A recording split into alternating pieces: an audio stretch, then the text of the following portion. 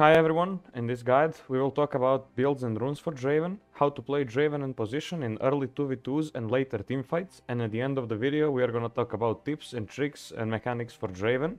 Timestamps are gonna be on the screen, so let's get into it. Now first, for the runes, we don't have many viable keystones. Mostly you go Lethal Tempo with Triumph for Presence of Mind. After that we take Bloodline for the lifesteal, and at the end we can choose between Coup de Grace or Last Stand.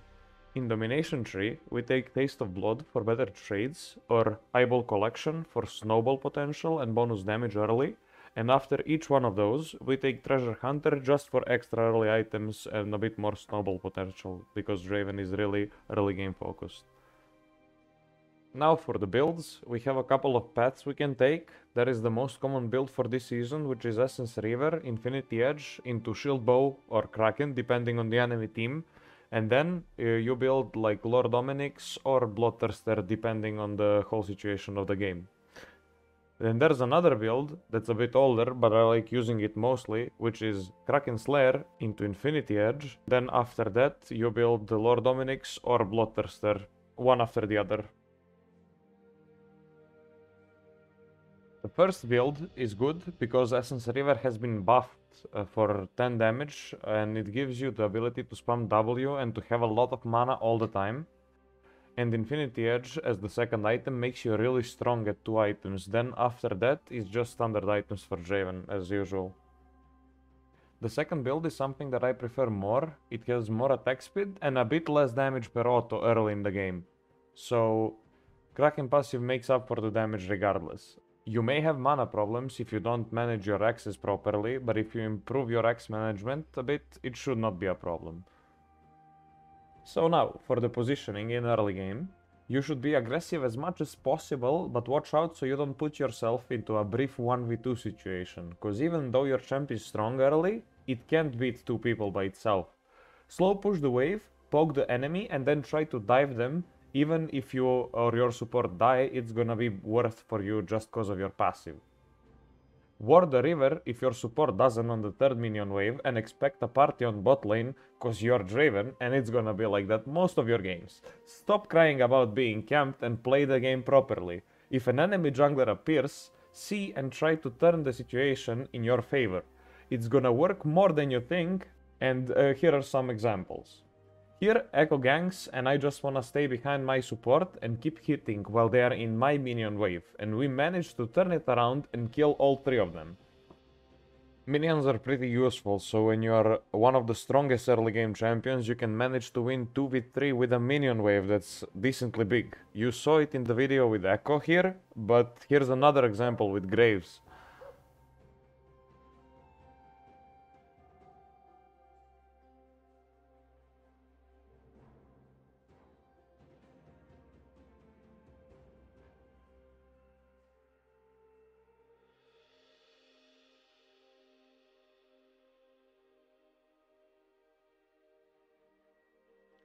Try to use Flash Auto when someone escapes on low HP, it always gets them. And keep an eye on the enemy sums, cause if they don't have any sums you can basically just run them down. Here are a couple of examples.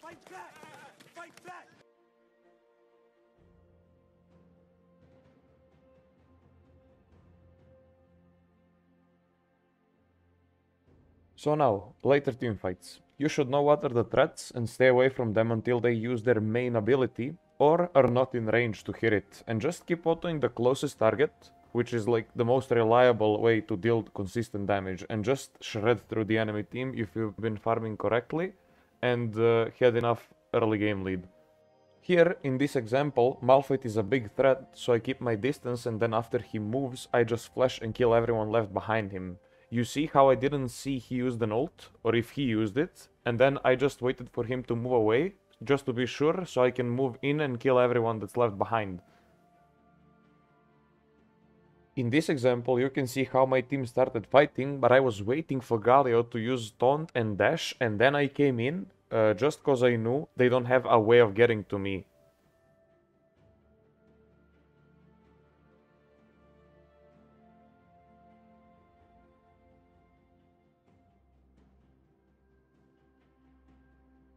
Okay, now for the mechanics, first thing that really is important is using your A left click. So for this thing to work, you have to go to hotkeys, then go to player movement, and then go to set player attack move to A.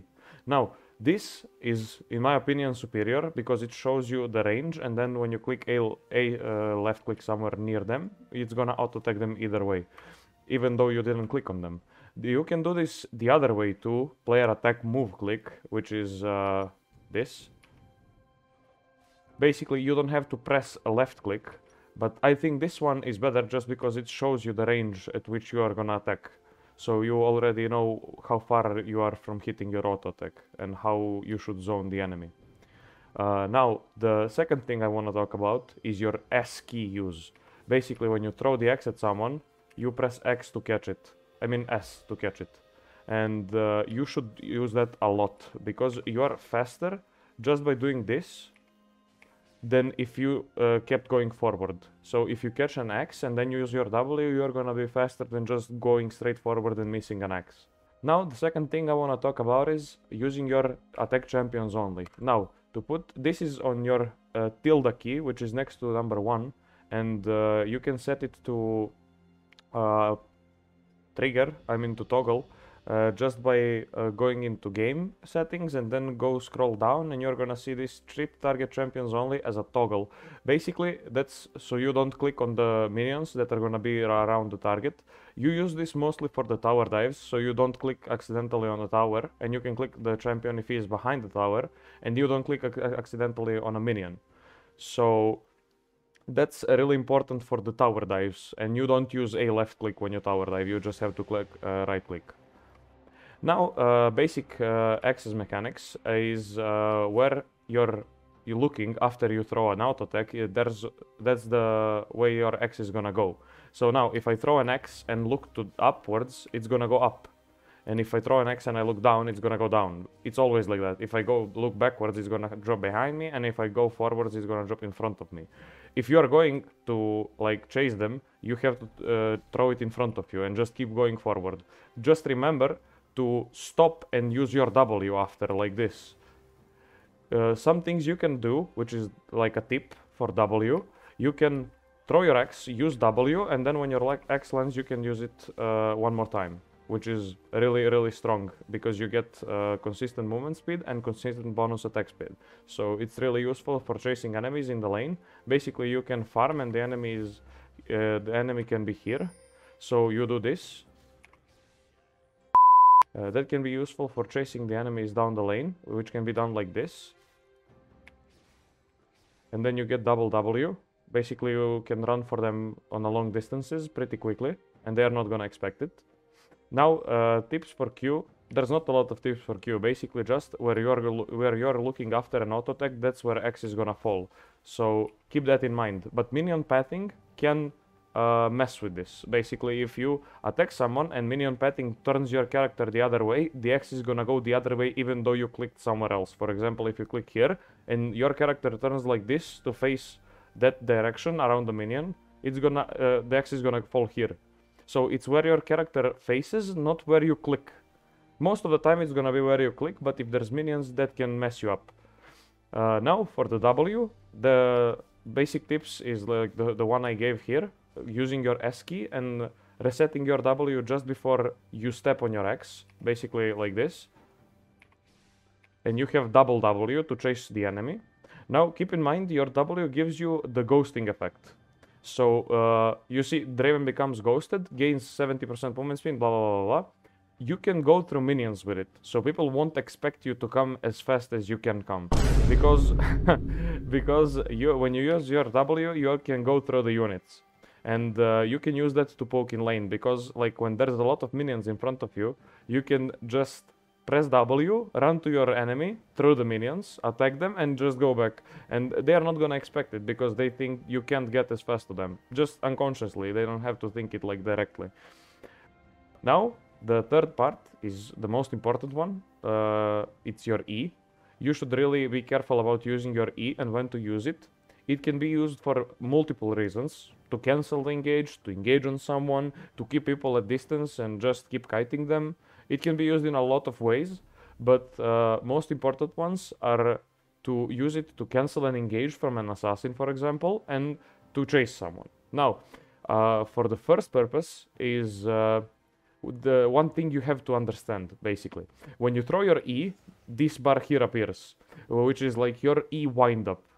Your E is not going to be an instant, so you most of the time have to predict the enemy engage. For example, for a Pantheon, when he jumps on you, you have to throw your E as soon as he gets in range for a jump. Or Alistar, when he tries to dash on you, you have to throw your E as soon as he gets into range, so you can basically predict it. Now, for chasing, there's two types of ways you can use it. One way is just if they are going towards you, you just throw it and then turn on them, which they are not gonna expect, just because they're gonna get hit faster because they're going towards you and your E is going towards them. So keep that in mind, the first one. And the second one is E flash. Your E has a wind up, which means you can combo it with flash. If you flash after you throw an E immediately, your E is gonna be thrown at the end of your flash animation. So keep that in mind, you should use that a lot. Now, next up is ult, which is pretty straightforward. It's a global ultimate, which comes back when it hits something. It goes both ways and deals damage either way, in this way and this way. Now, things you have to learn. Your R deals less damage when it hits more people, basically.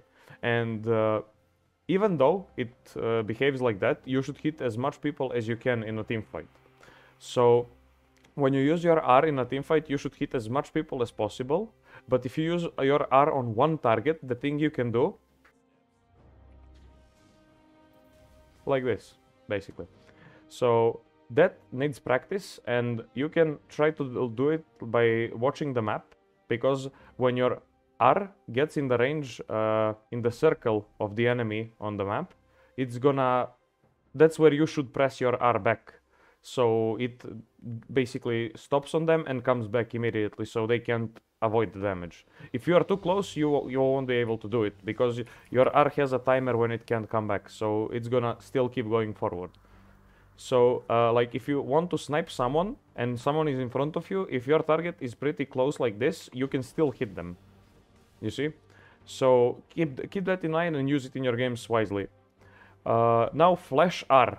Basically, your R can be just, you can just alter the way it goes back with your flash. Now, if I throw R and flash, it's gonna look fancy and stuff, but it's still gonna do the same thing as if I just threw an R and then flashed. It's the same way. It just looks a bit more fancy. So, to alter your R, you basically throw it and you hit someone, and you want to hit someone else, but you are not in range, and when it comes back, you can just flash behind the target and it's gonna change the direction and hit the target either way. Now, the last way you could use R is just to get some early damage on the enemy when you try to engage them. Basically, if you're not in range for an auto attack, the thing you can do is this. Or just like straight up use R and then walk up close enough for the range of the auto attack. The way you can secure your R to hit, if the enemy is next to the wall, you can basically just use it like this. So it's definitely gonna hit, basically. Like, if your E pushes them into a wall, they don't have a way to go, and your R is guaranteed to hit in the back. Okay, so that's gonna be it for the guide. Hope it helped. I'm by no means an expert, but I think I have some insights to share, even if some look really basic, and just wanted to thank you all for the support you have been giving me. It's been amazing. For the last couple of months, we managed to get like 400 subs and 75 followers on Twitch in like 2 months. Like, that's amazing. I'm shocked. And the amount of supportive comments has been insane. So just wanted to say thank you for all of that for the end of the video, and wanted to invite you to my Discord server and stream so we can play some flex or normal games if any of you would like to. So feel free to hop in, and see you in the next video, I guess.